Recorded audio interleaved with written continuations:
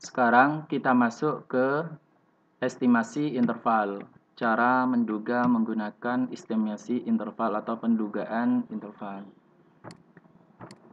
Nah, pendugaan parameter rata-rata mu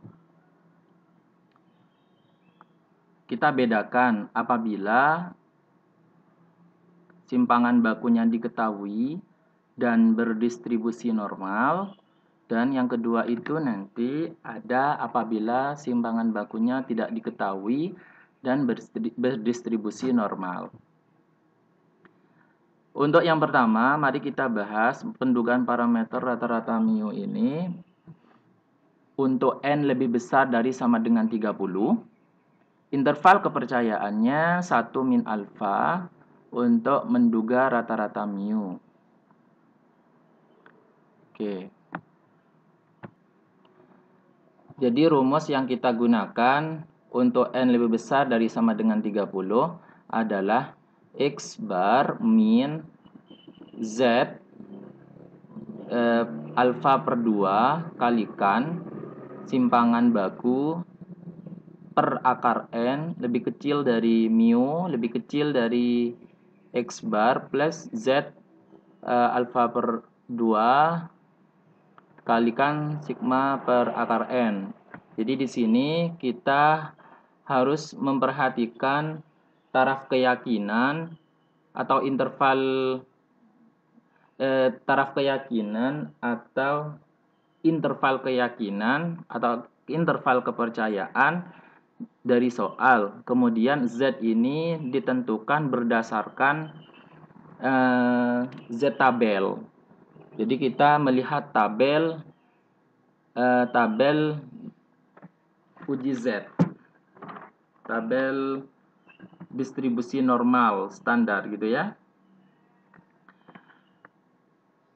Sedangkan untuk n yang lebih kecil dari 30, interval kepercayaannya yang dipakai adalah 1 min alfa untuk menduga rata-rata mu dengan sampel kecil, maka rumus yang dipakai itu di sini sama seperti yang di atas. Yang membedakan adalah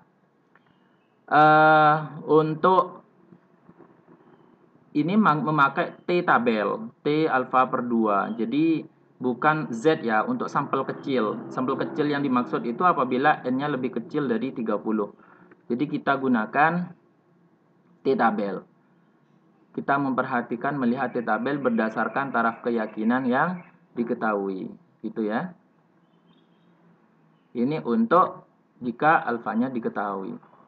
Jika simpangan baku dari populasi diketahui. Namun, apabila kita akan menduga parameter rata-rata mu dengan simpangan bakunya tidak diketahui, maka kita di sini menggunakan S, simpangan baku dari sampel itu. Di mana ini dibagi ke dalam dua cara pada saat n lebih besar dari sama dengan 30 dan n lebih kecil dari 30. Ini untuk di n lebih besar dari sama dengan 30, ini menggunakan Z, tabel Z. Sedangkan untuk n lebih kecil dari 30 itu menggunakan T tabel.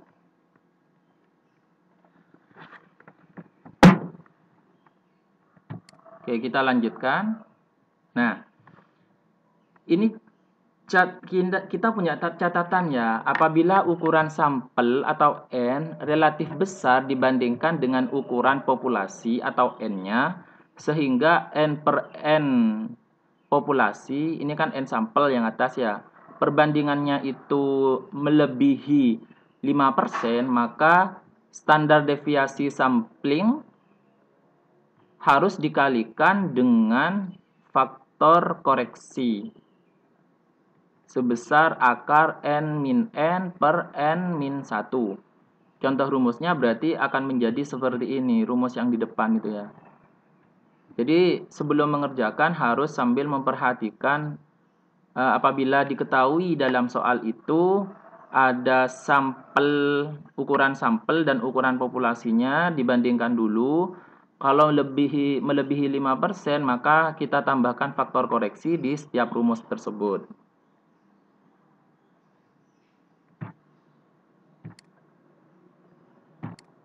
Nah, ini contoh dari pendugaan parameter rata-rata MIO. Dari populasi pegawai suatu perusahaan diambil sampel sebanyak 100 orang dan dicatat gaji tahunan masing-masing. Rata-rata dan simpangan baku gaji mereka adalah ini X bar 30 juta, S 6 juta. Buatlah interval kepercayaan 95% untuk menduga berapa sesungguhnya rata-rata gaji para pegawai di perusahaan tersebut.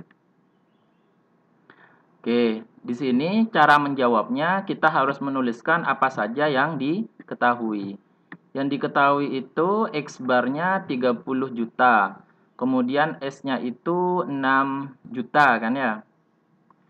Nah, sehingga ini ada lagi berarti 100 orang itu berarti N kecil gitu ya. Sedangkan interval kepercayaannya yang dipakai di sini itu 95% ya. Maka ditanya itu kita diminta untuk menduga berapa sesungguhnya rata-rata gaji para pegawai itu. Maka di sini itu kita gunakan estimasi interval. Nah, ini penjelasan dari jawaban yang barusan itu. Nah, jadi interval rata-ratanya berapa dari yang ditanyakan pada soal yang tadi itu ya. Maka kita tulis karena di sini pada soal diketahui mengenai S-nya simpangan baku dari sampel, maka kita pakai rumus yang untuk N lebih besar dari sama dengan 0 dengan simpangan baku atau dari populasi tidak diketahui. Berarti rumus yang ini kan ya. Nah, kita di sini tidak perlu membandingkan N per N kapitalnya. Kenapa? Maksudnya kita di sini nggak perlu menambahkan juga dengan faktor koreksi. Karena di sini kita nggak tahu jumlah populasinya berapa. Tidak disebutkan. Jadi langsung kita kerjakan dengan rumus ini. Nah, kita masukkan seperti ini. 0,95 tingkat interval keyakinannya kan ya, atau kepercayaannya. Kita bagi 2, nanti ketemu Z 0,475. Yang membedakan kiri sama kanan ini kan hanya tanda plus ini kan ya. Ini mu-nya di tengah. Nah, kita hitung akar 100 itu 10, kemudian kita bagi jadi dapat ini. Nah, untuk menghitung Z tabel, caranya begini. Ini kan ada Z 0,475 kan ya. Maka kalian buka Z tabel itu di biasanya ada di lampiran-lampiran buku statistik itu ya. Caranya adalah perhatikan Z tabel itu nilai di dalam kolomnya, di dalam tabelnya 0,475 kita cari. Setelah kita cari, kita akan dapatkan 0,475 itu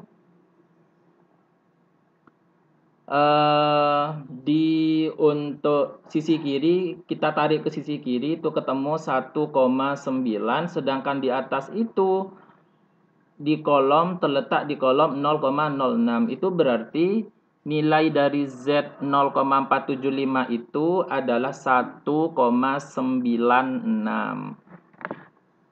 1,96. Nah, kemudian kita kalikan dengan ini dapatnya 1.176.000, kemudian kita kurangi ketemunya 28.824.000, yang sebelah kiri, yang sebelah kanan 31.176.000. Jadi artinya apa? Kisaran dari besarnya gaji dari soal ini adalah antara 28.824.000 dan 31.176.000 rupiah gitu ya. Jadi ini kalau menggunakan estimasi interval.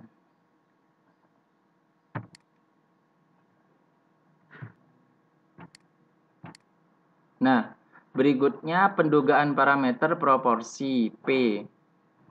Untuk pendugaan parameter proporsi P ini, kita juga membedakan ke dalam sampel yang berukuran lebih dari 30 dan kurang dari 30. Nah, ini untuk yang pertama, untuk N lebih besar dari sama dengan 30.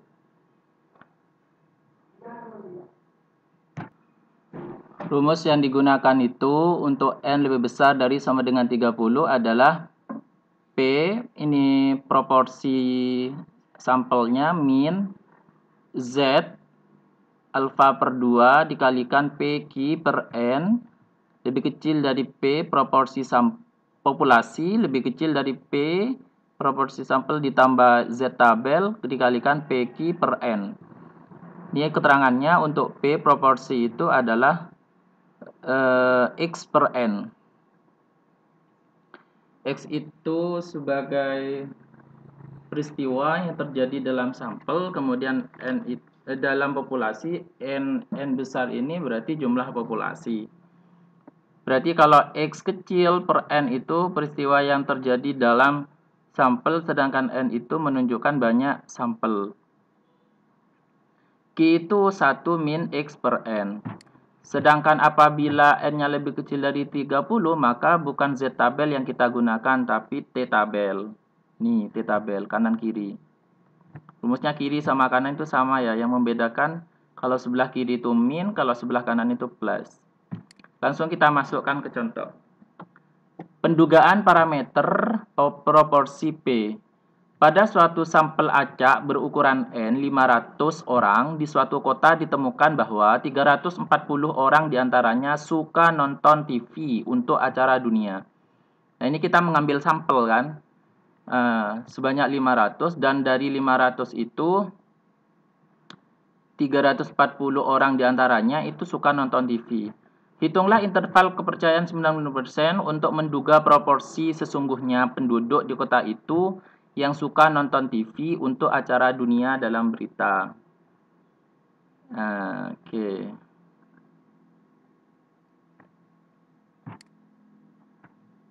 Nah, ini. Diketahui N sama dengan 500. Kita tulis dulu diketahuinya. X-nya peristiwanya itu 340 diantaranya kan ya. Nah, kemudian ini alfa 95%. Kemudian kita masukkan kita hitung dulu P-nya, berarti proporsi sampelnya itu kita menemukan 0,68. Kita bandingkan ini sama banyak sampelnya. Peristiwa yang dimaksud itu berarti yang suka nonton TV itu gitu. Kemudian Q-nya ini 1 min dari proporsi P itu tadi 0,68 ketemunya 0,32. Kemudian kita masukkan ke rumusnya. Ini Z tabelnya. Kita menggunakan Z tabel karena banyak sampel itu 500 melebihi dari 30. Jadi kita menggunakan Z tabel, rumus yang pertama itu. Kita hitung. Terus ke bawah. Ini ya, kita menemukan 0,63884 kecil dari P lebih kecil dari 0,72116. Nah, ini berarti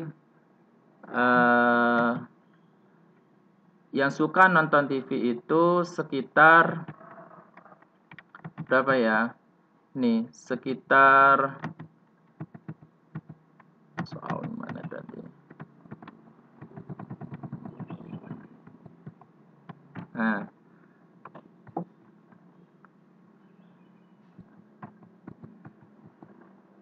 ini. Yang suka nonton TV itu berarti sekitar